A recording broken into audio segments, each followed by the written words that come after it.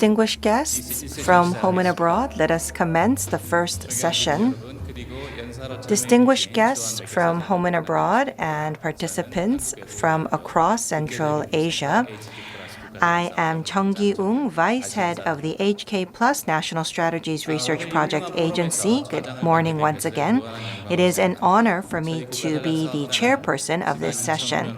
Our agency has been selected for HK+ project last May, and our agenda in 2020, and we are taking a look at the establishment of a cultural hub with commonalities with Central Asia.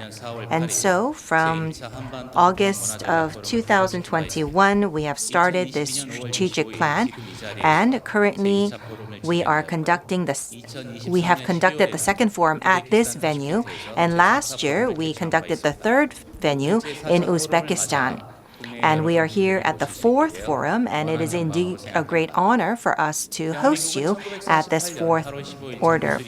Ever since the establishment of the Republic of Korea, we have continued to increase the number of allies, and we have gone through 2 rounds of expansion.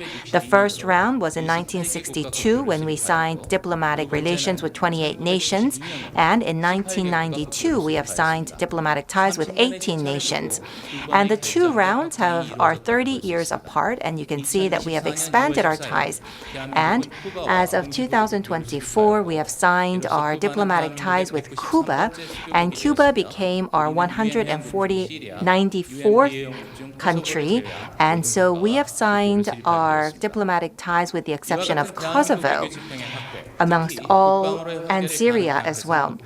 We have been able to collaborate with the North through our policies, and ever since 1973, thanks to President Park, we have continued to collaborate with the North, and President Roh Tae-woo continued with new initiatives, and thanks to the successful hosting of the 88 Seoul Olympics as well as the end of the Cold War, we have opened a new era of diplomacy. Through various regimes, we have conducted various diplomatic ties. Although the policies may look different, but the fundamental policies remain the same. We have signed diplomatic ties with the former communist countries through President Roh Tae-woo, and we have conducted the Sunshine Policy through Kim Dae-jung, and we have expanded the Silk Road policies through Lee Myung-bak, and the policy of trust in Eurasia through Park Geun-hye, and we have conducted the New North policy through Moon Jae-in, and we have conducted the policies to become the global pivotal state through this government, so that we can become a country to bridge all the countries across the globe. And we have heard many words of congratulations for this forum, and we have also asked our ambassadors to state anything they have on their mind for the policies to join Korean Peninsula and the North, and we will be inviting the ambassadors to speak. First, we will be going with His Excellency Suhobold Suki, the ambassador of Mongolia to Korea. We will go in the Korean alphabetical order of the name of the state. We will start with Your Excellency Suhobold Suki.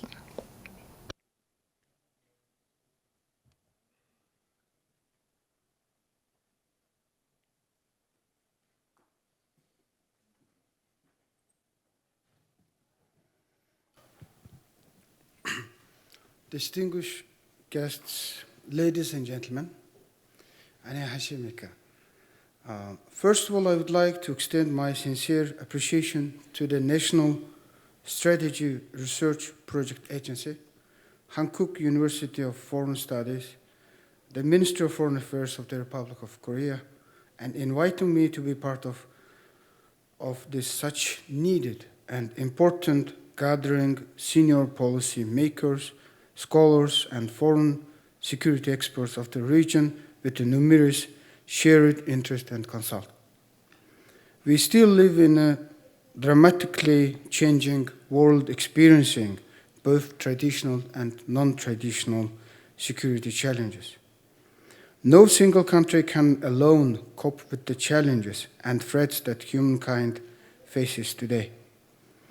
Life itself confirms us that all countries and people, despite differences and disagreements, are bound by common destiny and must jointly seek response to the challenges and prevent the emergence of new dividing lines. I am pleased to have the opportunity to give you a brief introduction on Mongolian foreign policy. Mongolia traditionally has been a livestock breeding and agriculture economy.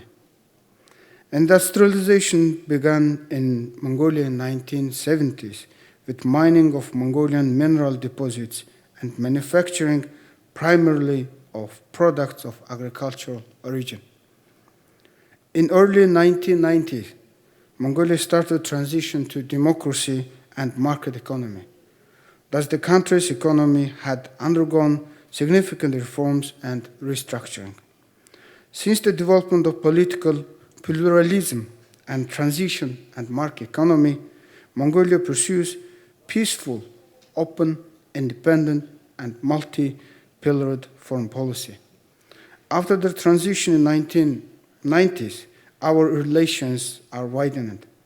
The foreign policy concept has been adopted and most recently amended in 2011, states that Mongolia seek a policy of non-aligned and pursue relations with third neighbor countries.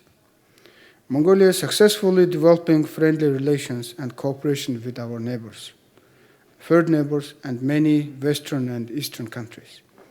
Relations with the UN organizations and other international organizations and regional organizations deepened, and Mongolia's participation increased in multi-regional activities, which lead to strengthened reputation of our country in international arena. Despite its small population, around 3.5 million, Mongolia has actively still participating in the UN peacekeeping operations. It's among the countries that sent largest number of forces to the UN peacekeeping operations. Today, the country maintains diplomatic relations with all UN members. Secondly, Mongolia as a state committed to non-proliferation of nuclear weapons in all its aspects and achieve nuclear disarmament, which we declared our nuclear weapon-free status in September 1992, to have that status internationally guaranteed. Mongolia's initiative was welcomed by nuclear weapon states. The nuclear threat still exists as a steadfast supporters of non-proliferation, and the country recognized by unique nuclear weapon-free status. Mongolia continues to contribute to the cause of nuclear non-proliferation and promote regional confidence. Thirdly, in consistent pursuit of its peaceful, open, and multi-pillar foreign policy, Mongolia has been striving to contribute to global and regional peace and security. With this ultimate purpose, Mongolia initiated Ulaanbaatar Dialogue back in 2013 and hosted a series of conferences and meetings focused on the regional issues since 2014. UB Dialogue has not only provided an opportunity to voice opinions and concerns on regional peace and security issues, but also has served as a platform for bridging the gap in a mutual understanding while strengthening mutual trust and paving the way for future cooperation. Excellencies and colleagues, amidst geopolitical tensions and increasing security challenges, we need to cooperate and promote mutual understanding and find practical solutions. I wish all an informative and enjoyable experience for this session. Thank you. Thank you very much. Thank you for sharing with us the policies of Mongolia's foreign affairs as well as your policies for peace and prosperity. We would now like to invite His Excellency Ramin Hasarov from Azerbaijan.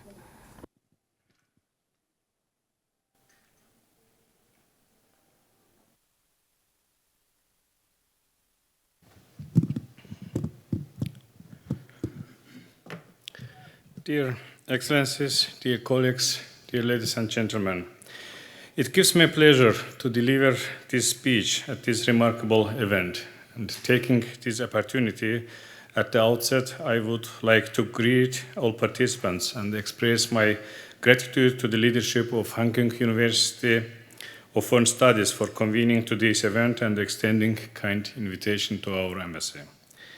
In coming days, Azerbaijan will mark the restoration of its independence. On 18th October 1991, Azerbaijan paved its way towards independent, secular, and democratic development. In March 1992, Azerbaijan and Korea launched their diplomatic relations, and we have been consistently expanding our bilateral ties and mutually beneficial cooperation, as well as people-to-people contact and intercultural exchange since then. Today, Azerbaijan and Korea enjoy full-fledged and multidimensional cooperation.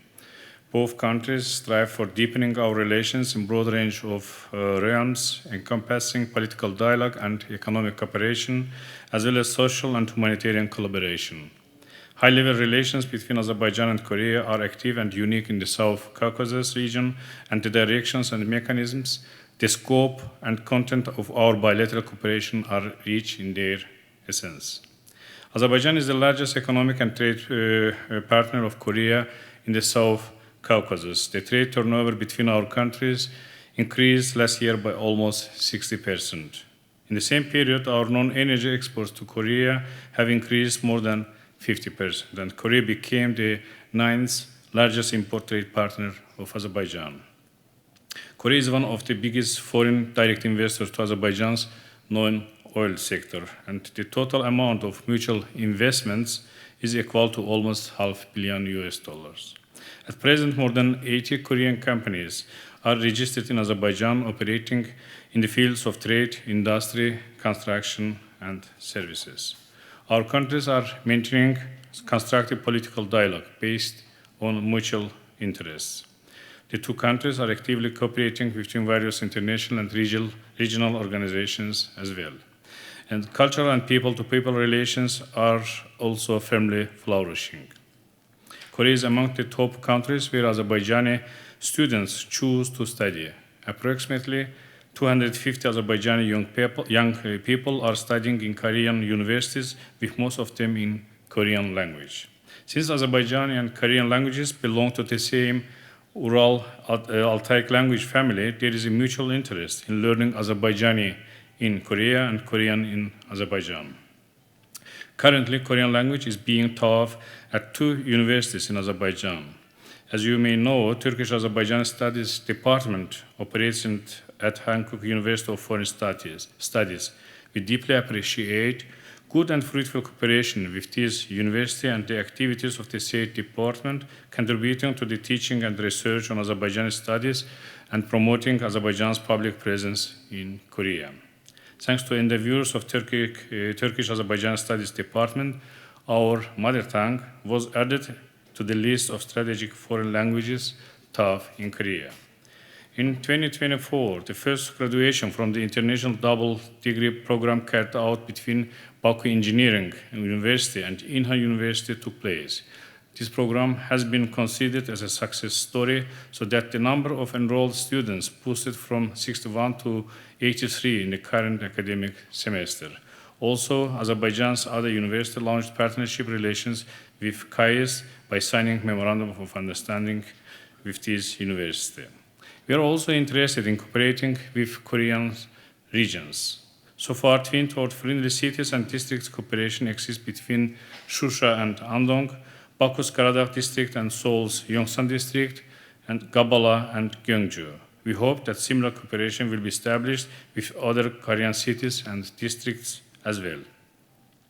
Another promising cooperation field could be Korea's involvement in the restoration and reconstruction works conducted in our liberated Karabakh and East Zengezur regions. As you know, Azerbaijan ensured the implementation of the relevant UN Security Council resolutions by liberating through military political means its territories occupied by Armenia for 30 years and restoring its full sovereignty over there.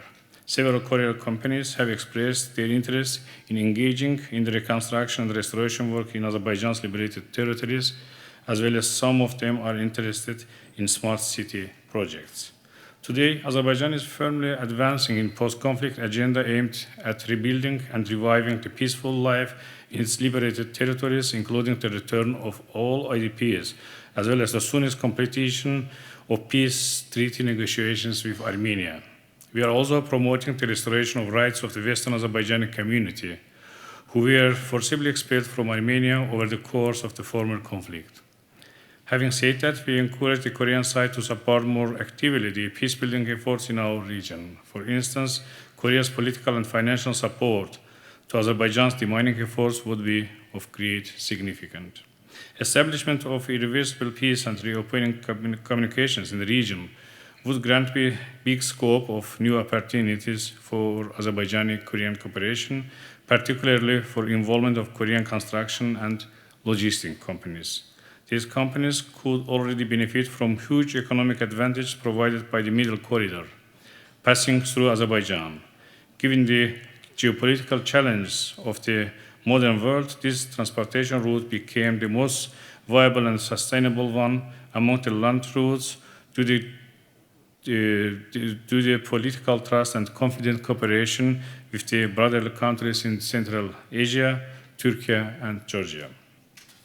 Beyond its firm commitment to regional affairs, Azerbaijan is also actively engaging with global affairs while demonstrating leadership. As you know, Azerbaijan is energetically preparing to host COP29 to be held in November 2024 and sparing no effort to make this event a success story in the worldwide cooperation for advancing the climate action. The President Ilham Aliyev declared the year of 2024 as a year of solidarity for a green world to foster momentum on climate action at a national level and beyond. So far, related domains could be new fields of close cooperation with Korea, which has great experience and excellent know-how in sustainable energy and green growth.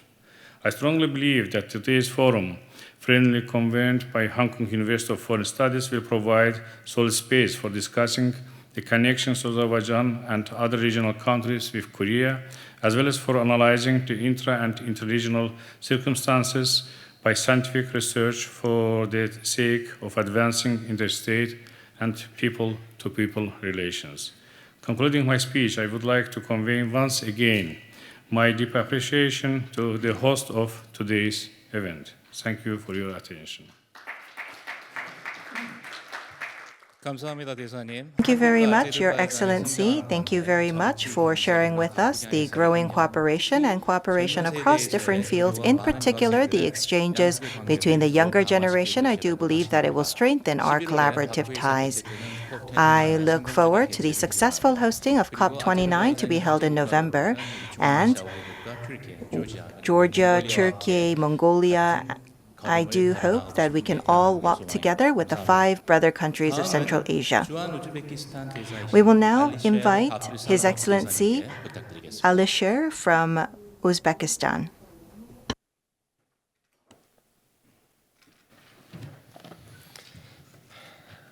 Assalamu alaikum. 안녕하십니까?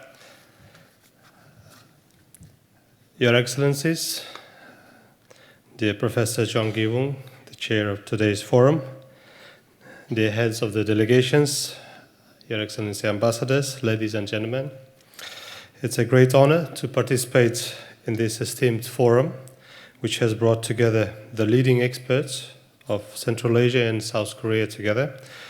Today we stand at an important moment, reflecting on the successes of our cooperation and envisioning new horizons for the future. The relationship between the Republic of Uzbekistan and the Republic of Korea stands as a remarkable example of successful and evolving cooperation. In 2006, our heads of the states signed the joint declaration on establishing a strategic partnership, and in 2019, this bond was elevated to a special strategic partnership. This trajectory reflects the depth of trust and shared values between our nations. Our economic cooperation has been particularly fruitful. In 2023, the trade turnover between Uzbekistan and South Korea exceeded the $2.3 billion.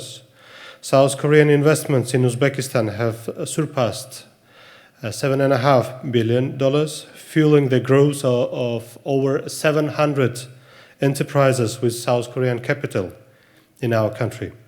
This number underscores the strength of our economic partnership, but more importantly, they signify the trust and confidence the South Korean investors have placed in Uzbekistan's future.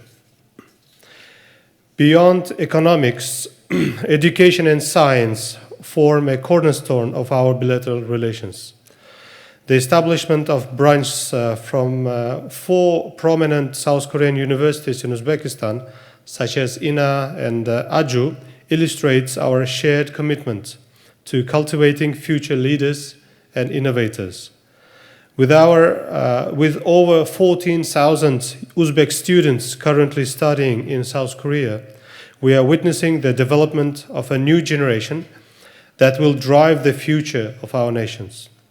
Additionally, collaborative projects between our research institutes and universities continue to enhance scientific potential and foster innovation, ensuring our place in the global knowledge economy. Our cooperation extends further, touching upon one of the most pressing global challenges, climate change. Together, Uzbekistan and South Korea are engaged in joint environmental projects focused on combating climate change, mainly in addressing both the causes and the effects of the crisis in the Aral Sea Basin. We call for stronger collaboration within the Multi-Partner Human Security Trust Fund for the Aral Sea region in Uzbekistan under the UN umbrella.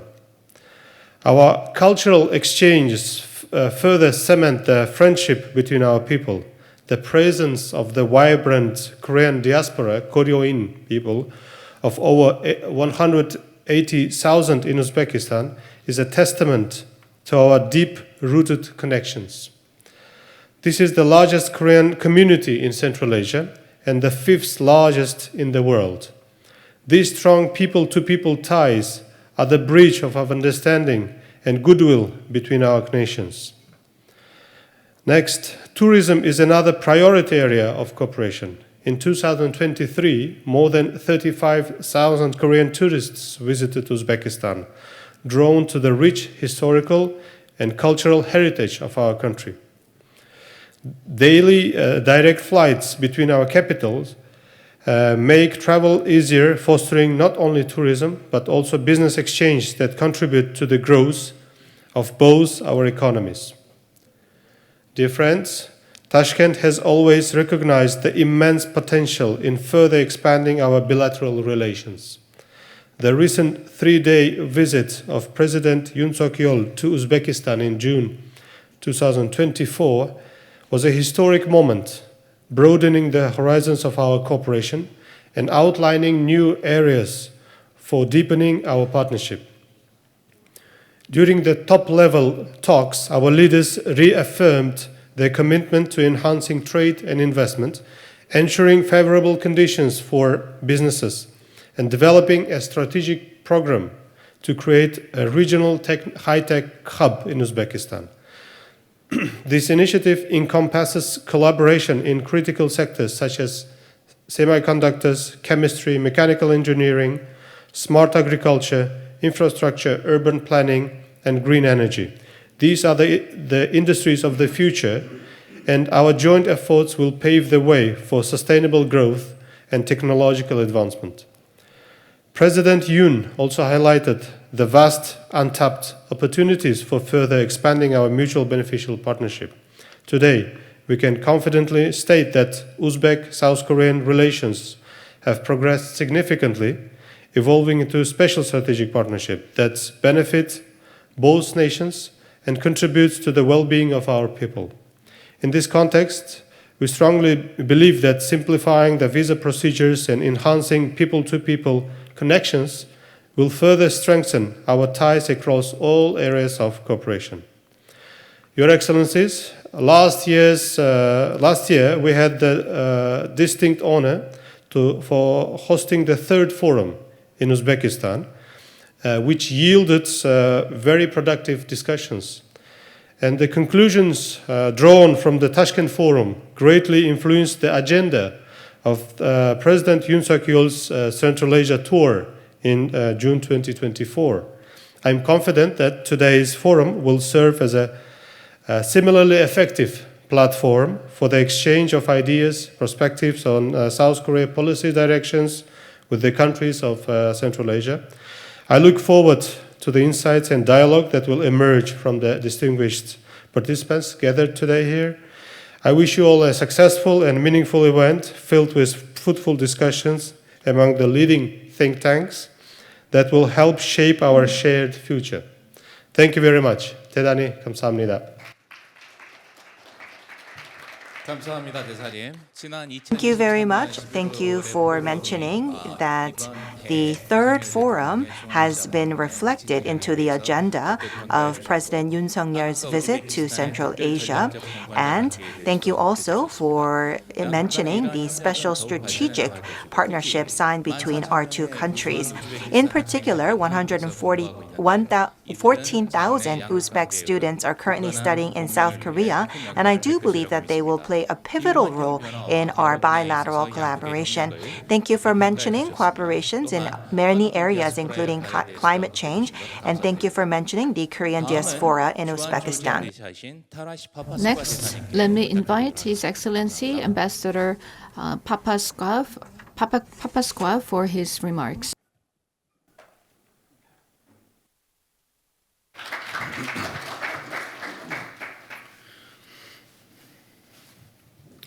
안녕하십니까. Good morning. Excellencies, distinguished guests, ladies and gentlemen, let me start by expressing sincere gratitude to the Hankook University of Foreign Studies and its Center for International Area Studies for organizing today's important forum.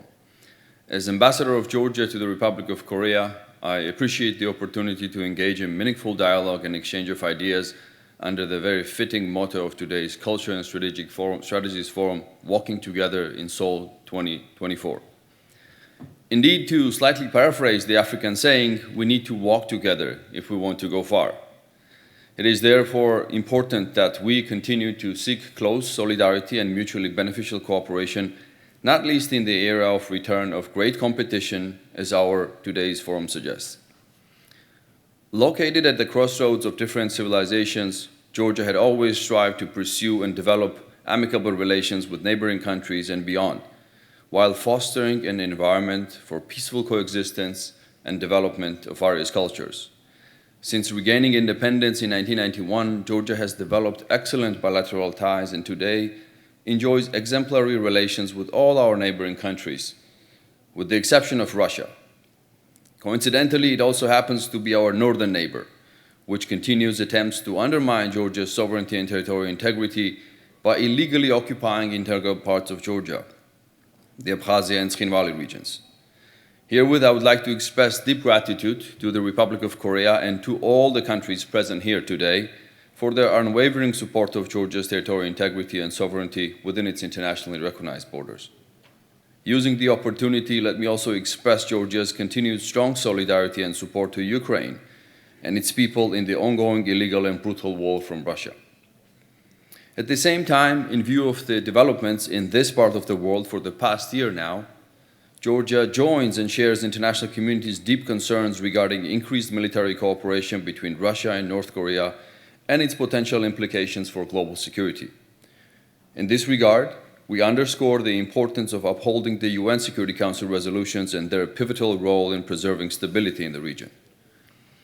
Ladies and gentlemen, Excellencies, amidst complex geopolitical tensions which no doubt affect all of our countries, fostering international cooperation, solidarity, and partnership among like-minded states, underpinned by our common goal to ensure peace, prosperity, and stability, is more crucial than ever. Being strategically located at the crossroads of Europe and Asia, Georgian government has made enhanced connectivity as a priority of our domestic agenda and has been working with our international partners and international financial institutions to transform our country into a regional transport, logistics, and digital hub. With the ever-growing importance of diversifying and expanding east-west trade, the Middle Corridor crossing Georgia is becoming a viable alternative to existing routes connecting Europe and Asia. With enhanced infrastructure capabilities, streamlined processes, and competitive costs, the importance of this corridor is growing.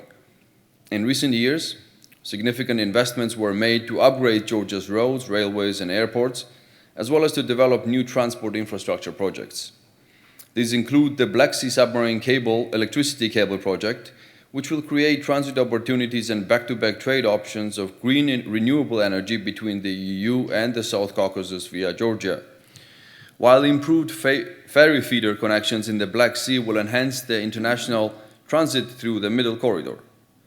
The development of the Anaklia Deep Sea Port will increase Georgia's capabilities to ship large quantities of cargoes. We're dedicated to enhancing our regional role for maritime competitiveness with an initially projected 600,000 containers capacity per year. Furthermore, an underwater fiber optic cable in the Black Sea will ensure fast internet connectivity from Southeast Europe to South Caucasus, delivering faster and more reliable internet connections to our residents. Our government is enhancing air connectivity through the construction of a new international airport in Tbilisi as well, which will function as a top-tier transportation hub, solidifying Georgia's position as a significant participant in the aviation sector. Acknowledging the growing energy demand and the urgency of addressing climate change, we are proactively exploring new initiatives within the renewable energy sector. These include hydropower, wind, solar, and other sustainable sources. Key pipelines across Georgia, including Baku-Tbilisi-Ceyhan and Baku-Supsa oil and Baku-Tbilisi-Erzurum gas pipelines, ensure secure transportation of hydrocarbons from Central Asia to Europe. In this region, Georgia attaches utmost importance to deepening and enhancing bilateral ties with the Republic of Korea, a robust democracy and one of the most advanced innovative countries. Georgia applauds and appreciates Korea's assumed greater international role under President Yoon Suk-yeol's global pivotal state vision and is determined to continue to strengthen this partnership underpinned by shared values and interests. We therefore welcome the Korean government's decision to elevate the status of the Office of the Embassy in Tbilisi to that of the full-fledged residence embassy at the end of this year. Moreover, I'm delighted to highlight the solid progress we have achieved together with our Korean counterparts in our talks on two important economic agreements, the Georgia-Korea Economic Partnership Agreement and the Agreement on Promotion and Protection of Investments between Georgia and Korea, which we aim to conclude already this year.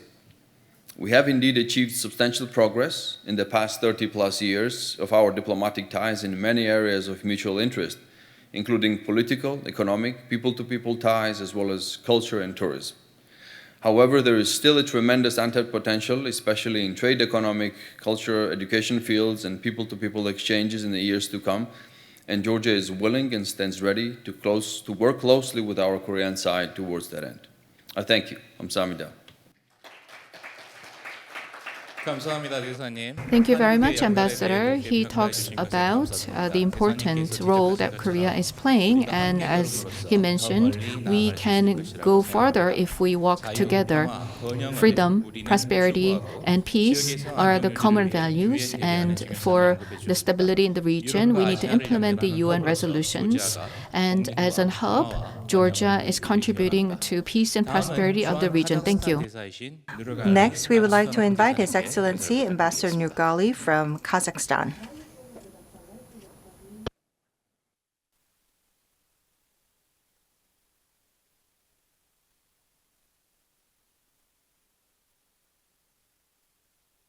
안녕하십니까. 반갑습니다. Nice to meet you. Well, Mr. Kang Jung-young, head of the HK+ National Research Project Agency, Mr. Jung Gi-woong, vice head of the same agency, distinguished guests, fellow ambassadors, ladies and gentlemen, it's a delight for me to be here, to be seeing you, all of you, in this wonderful place in the heart of Seoul and during this wonderful weather. So welcome to Seoul to work together with us and celebrate, embrace this friendship that's happily existing between our countries. Using this opportunity, I would like to also express my gratitude to HK Plus and also HOOFS for organizing a Central Asia arts exhibition in the center of Seoul just recently. I was happily part of it along with my fellow colleagues, and it deserves the appreciation from our side. Thank you so much.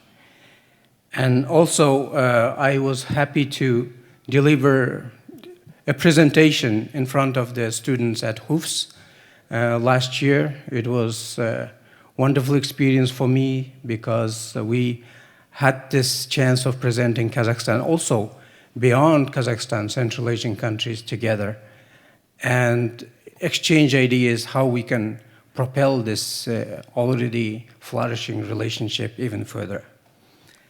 Today's theme of this forum is facing the new era, seeking supranational solidarity in the return of great power competition, also in walking in Seoul. So what's great about this relationship is that we are not just talking the talk, but also walking the walk.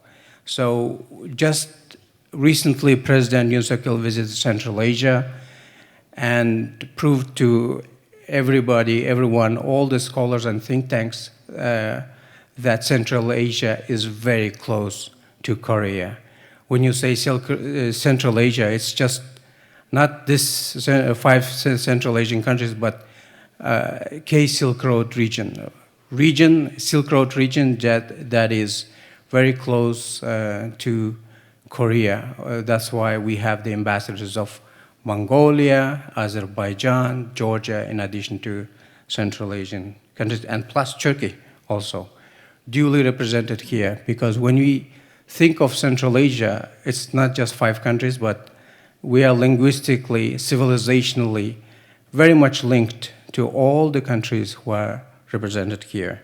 So these organizers have done a great justice to bringing together all of us to celebrate this friendship, and also bring all the representatives of think tanks, researchers, and also UNESCO.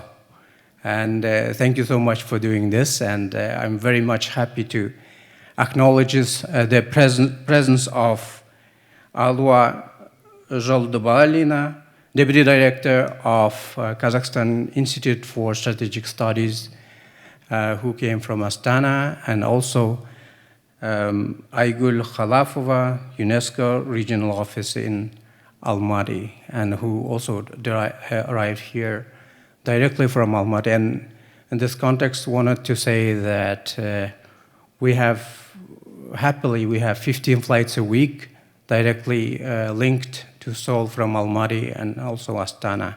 In fact, the Astana flight was launched just after the successful visit of President Yoon Suk-yeol, and it was one of the outcomes of this wonderful, highly successful visit, in addition to K-Silk Road strategy. And we've heard a lot about K-Silk Road strategy today in the morning, and I fully support those ideas, and we stand together with Korean and other Central Asian countries to implement it to the fullest. Just for some people who are not aware of it, I just wanted to identify 2 or 3 elements about this K-Silk Road strategy.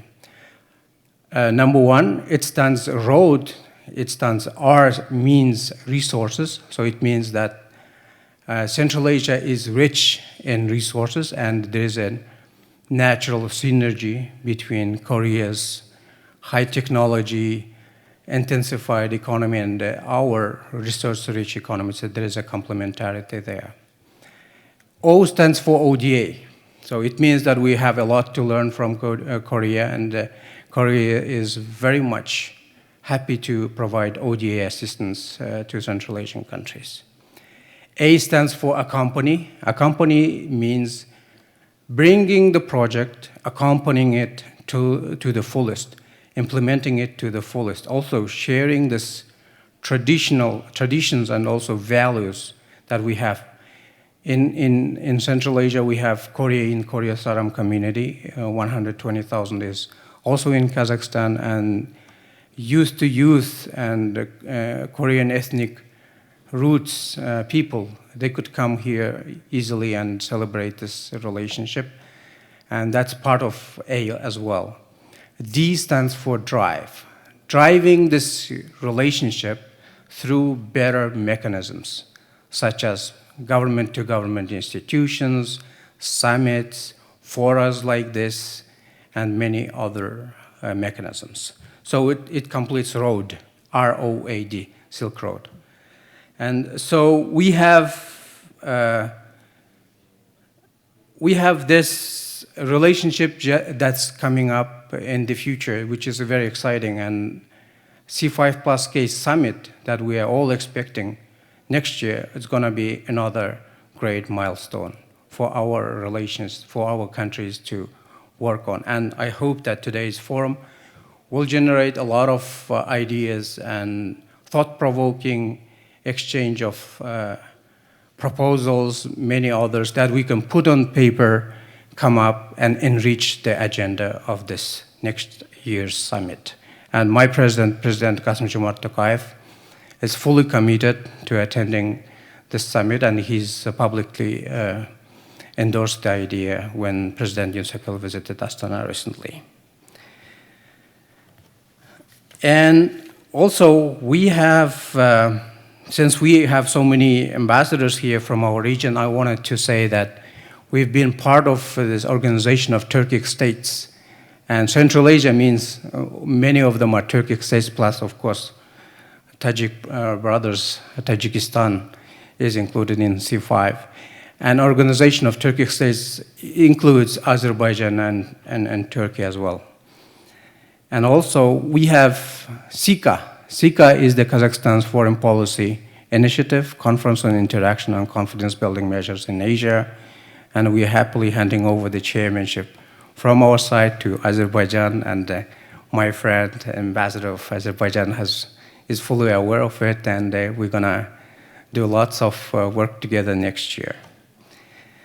And wanted to say also that yesterday we had a referendum on whether we should build this nuclear power plant in Kazakhstan or not. So yesterday we had this polling station in our embassy, and it was very successful in terms of technicalities, providing logistical support for our citizens to vote, exercise their democratic right. And it shows that Kazakhstan is developing and its democracy. And also, if approved, that nuclear power plant would pave the way for more opportunities in international cooperation. And in terms of importance of Korea to Kazakhstan, it's our fourth largest trade partner with 6 billion trade turnover between our two countries. And also fifth largest investor in Kazakhstan. Total Korean FDI in Kazakhstan has been $10 billion and generating 740 companies with the Korean capital in Kazakhstan.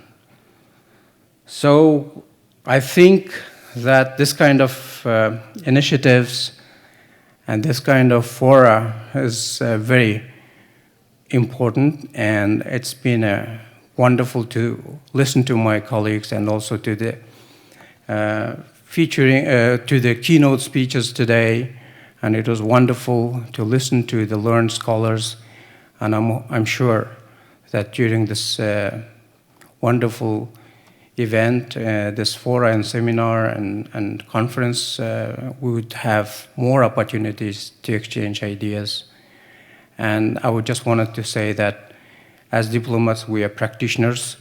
Whatever you put on paper, as scholars, learned scholars, we would be open to implement all of them and build bridges and propel our relationships even further and elevate them to our new heights. Thank you so much. 감사합니다. 감사합니다, 대사님. Thank you very much, Your 마지막에 Excellency. 시행령으로 Thank you very much for emphasizing action at the end of your presentation. Thank you for emphasizing the importance of the relations between Korea and Central Asia, as well as the fact that Central Asia not only includes 5 countries, but across the Silk Road. We include the word the North, and some diplomats ask, why do you call us the North?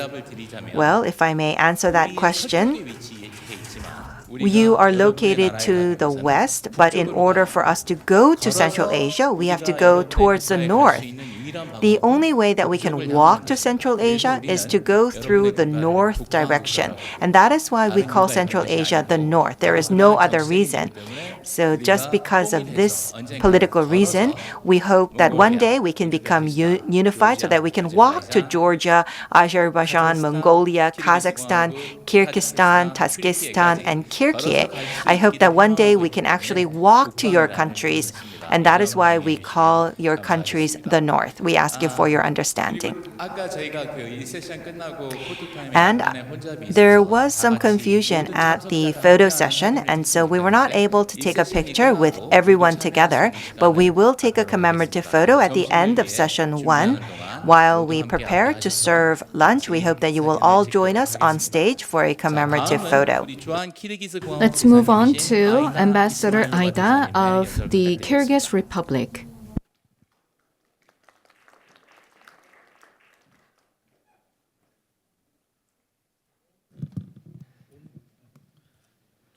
이걸요? 네, 감사합니다.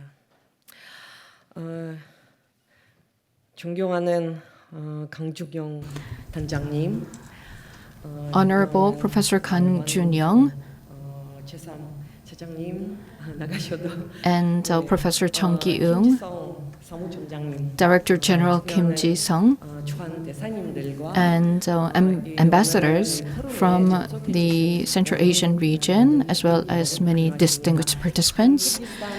Good morning. I am Ambassador Ismailova Aida of the Kyrgyz Republic to the Republic of Korea.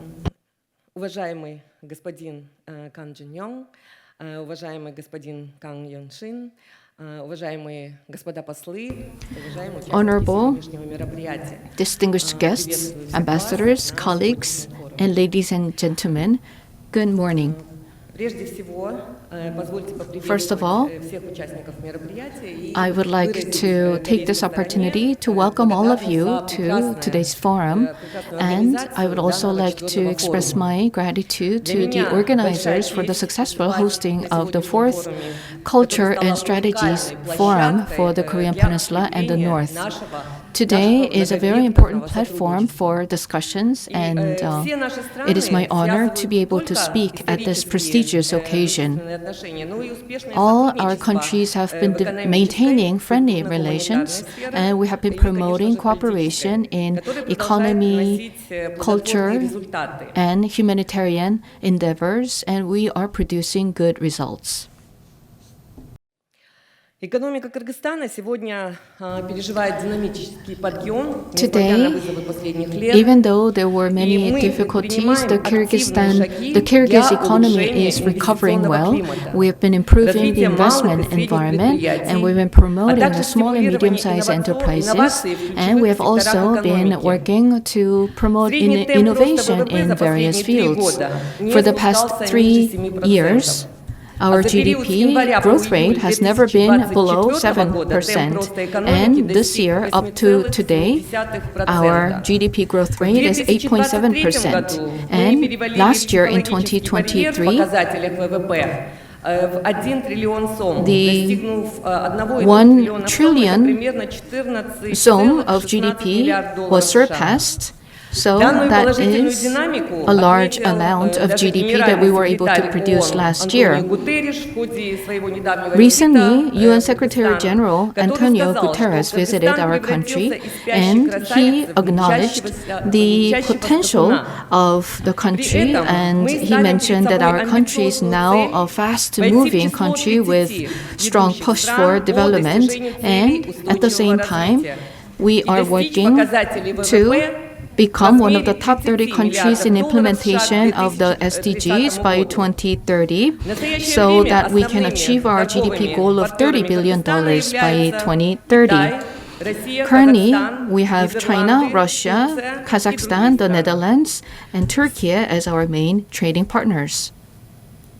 Back in 1992, the Kyrgyz Republic and the Korean government established diplomatic ties, and we were able to open diplomatic missions, and since then we have been promoting cooperation in many different areas.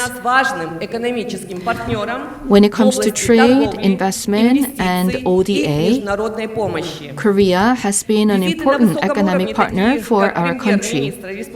In 2019, Prime Minister Lee Nak-yeon visited Kyrgyzstan, and in 2022 there was a visit of Minister of Foreign Affairs of Kyrgyzstan to Korea, and the visit of the Speaker of the Parliament of the Kyrgyzstan to Korea in 2023, and the summit meeting on the sidelines of the UN General Assembly last year, and it shows that our two countries have strong commitment to furthering our relations.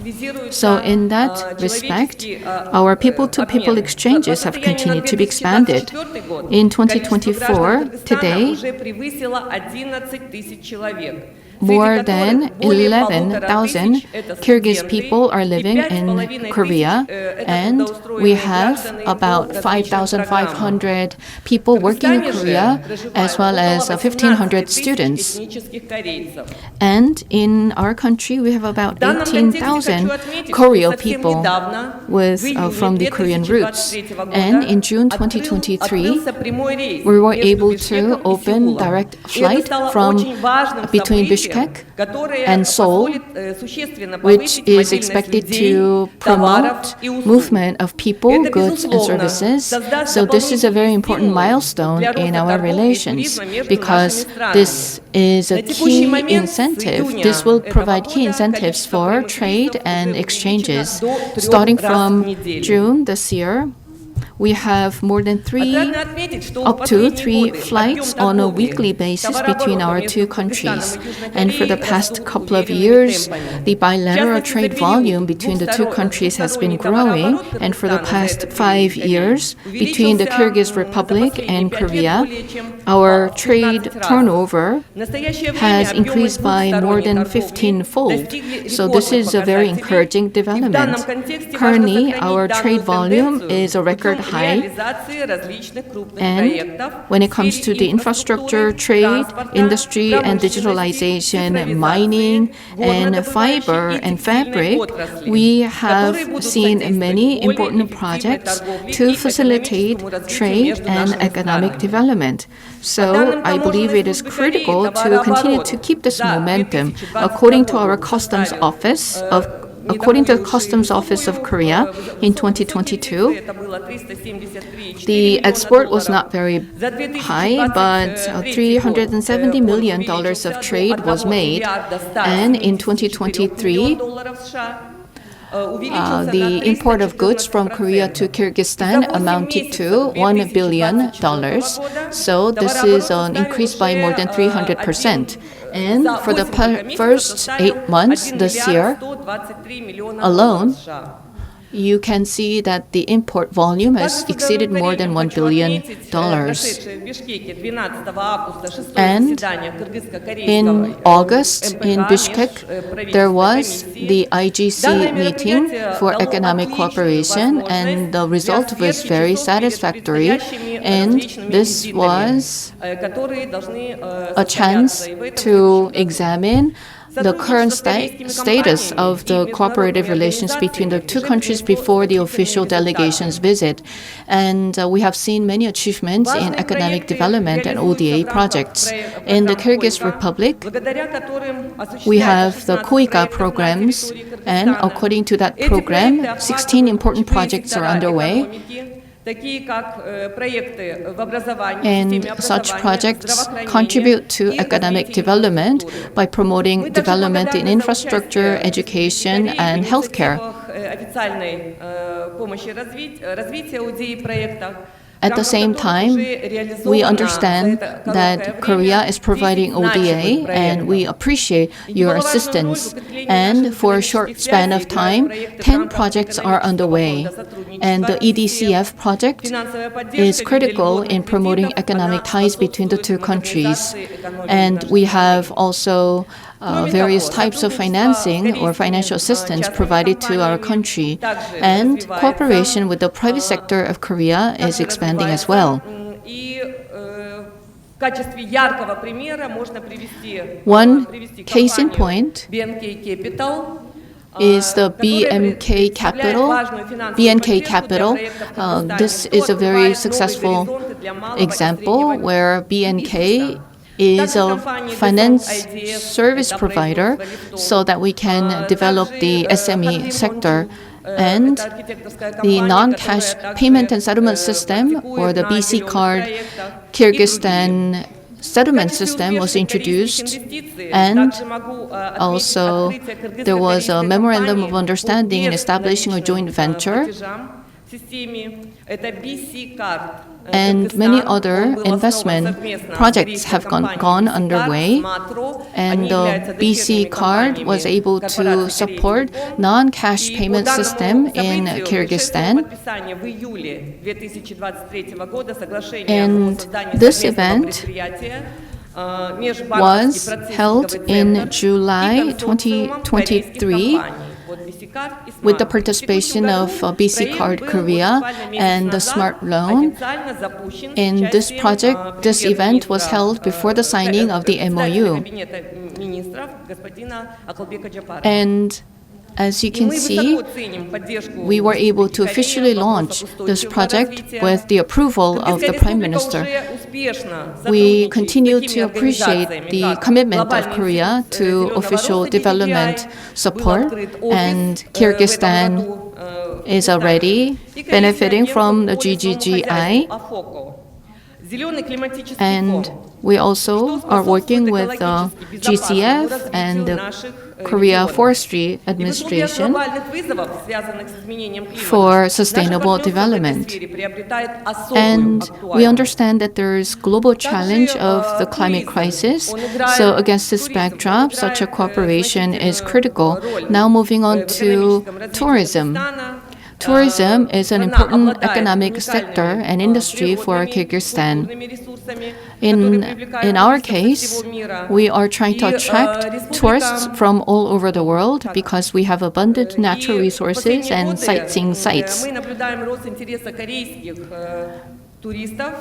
And Korea is an important partner in developing our tourism sector. The Tanjan mountain ridge and the lakes and the Great Silk Road heritage sites have been attracting Korean tourists. And now with the direct flight, we will have better environment for tourism. And the new transportation corridor and the network will continue to facilitate people-to-people exchanges, especially in the tourism sector. And I believe that the tourism industry offers good opportunities for Korean companies because we need accommodation facilities, the ski resorts, and healthcare, tourism, complex development. And we also need to expand infrastructure for airports and other transportation facilities. So there's a lot of room for potential development, and I hope that Korean companies will actively participate in these business opportunities. And we also have the cultural route and the ecological route for tourism, and such joint tourism projects will be able to attract more visitors and will be also able to contribute to sustainable development of the Kyrgyz Republic. I'd like to express my words that the 5th World Nomad Games was successfully concluded. And the World Nomad Games were very popular. In 2014, we first held this World Nomad Games in our country. And since then, the World Nomad Games has been an opportunity to celebrate our traditional culture and heritage of the nomad groups. Также я хотела бы отметить, что сейчас In между нашими addition, странами ведется активное сотрудничество between our по countries, культурно-гуманитарным we have been enjoying по направлению региональному, active, связи с регионами, active также participation по in humanitarian development. направлению образования. То есть в последнее And время было also in our заключено очень region, много we соглашений are о strengthening сотрудничестве, cooperation меморандумов. for better И сейчас education. идет практическая Many agreements have реализация been данных signed документов. for Еще раз such хочу cooperation поблагодарить so that за these приглашение agreements на will be сегодняшний soon форум. implemented in Мы earnest. обязуемся Once again, принять I'd like to активное thank the участие. organizers for Спасибо inviting me большое. Это не to до this конца. forum, and I look forward to further cooperation. Thank you. 감사합니다, 대사님. 키르기스 Thank you very much. We were able to understand how the Kyrgyz economy is developing rapidly. And in June last year, we finally have the direct flights between the two countries, which will lead to more tourism. And the Kyrgyz president is planning to visit Korea. I hope that this visit will be carried out successfully. Next, we would like to invite His Excellency Kirom Samaydin from Tajikistan.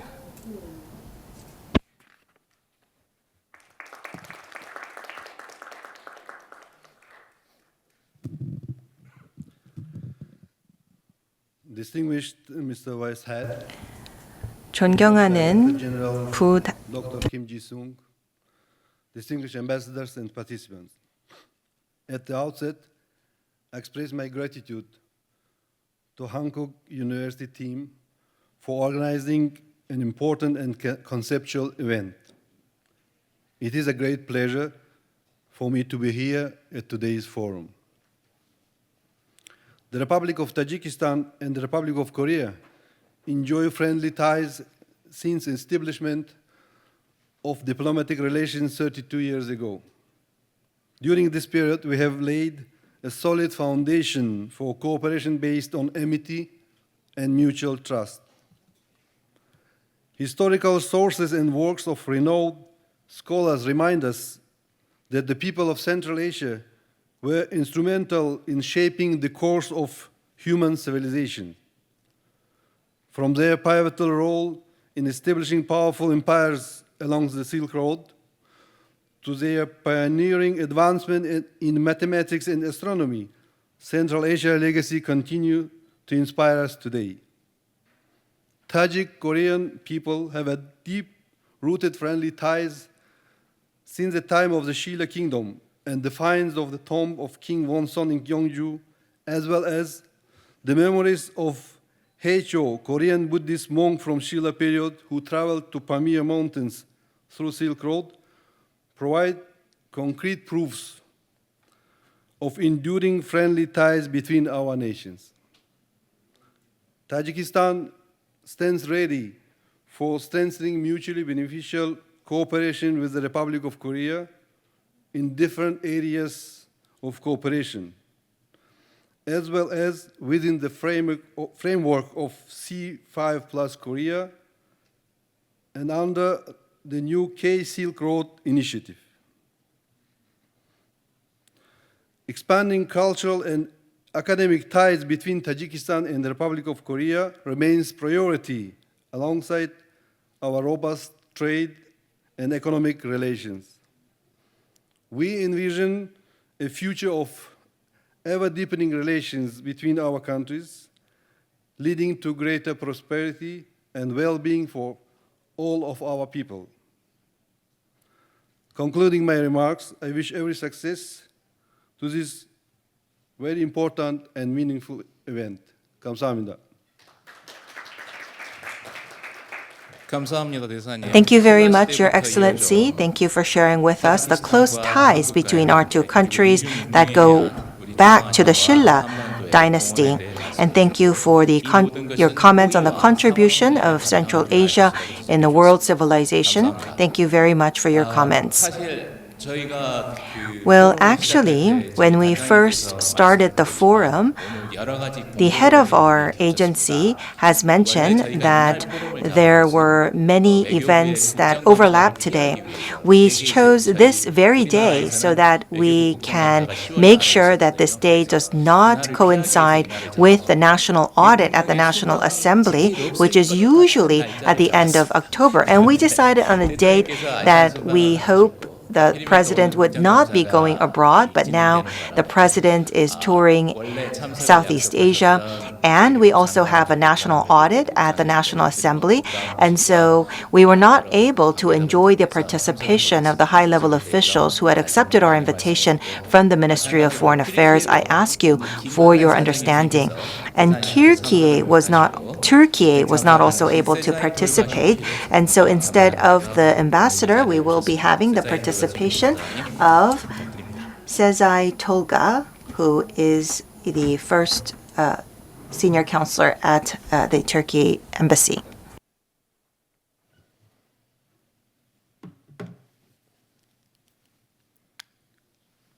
Good morning, Your Excellencies, distinguished guests, dear colleagues, ladies and gentlemen.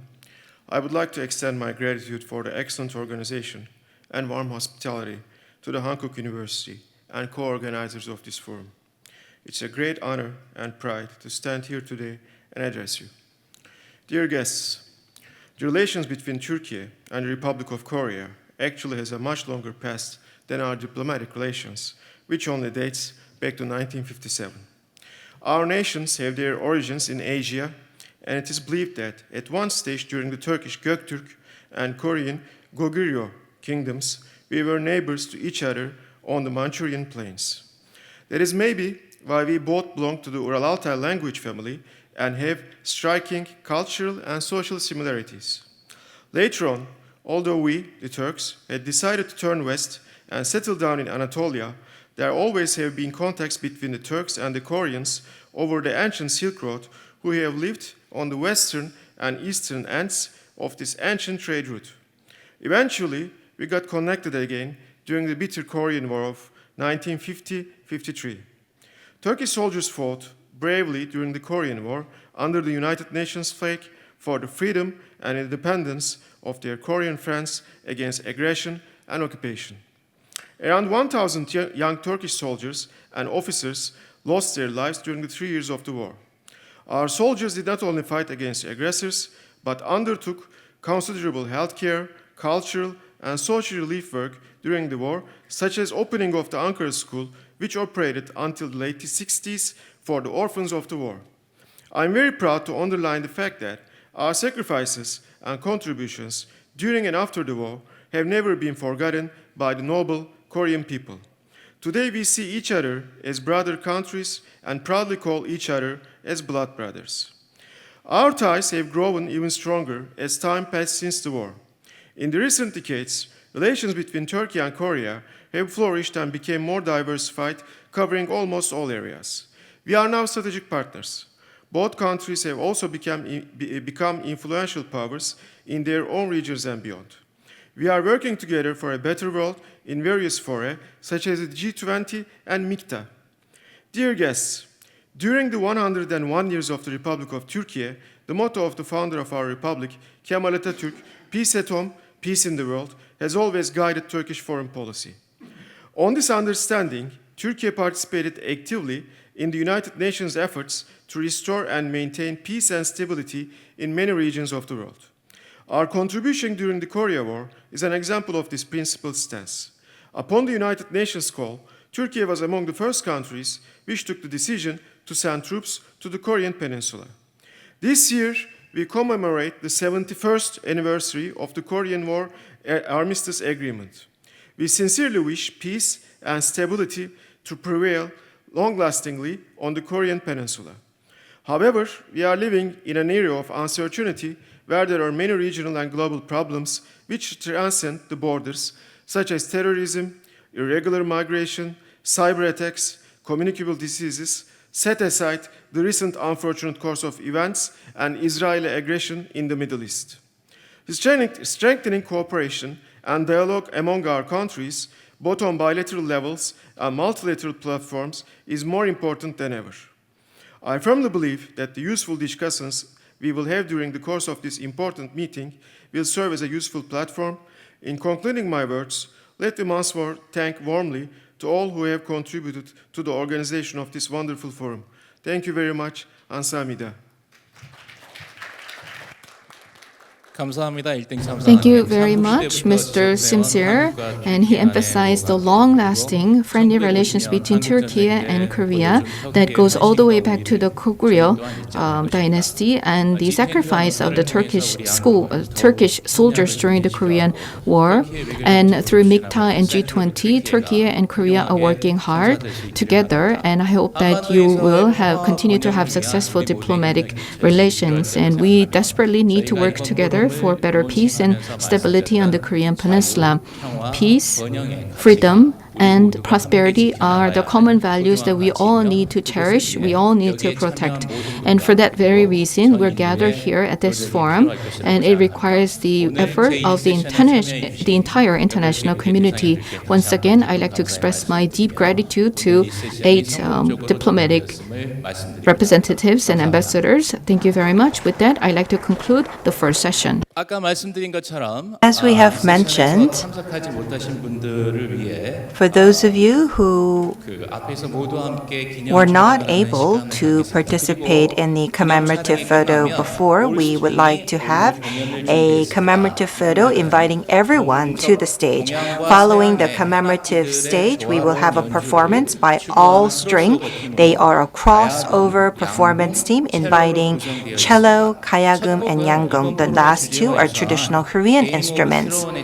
And they will be playing for us the OST from the Game of Thrones, as well as a song from BTS titled Butter.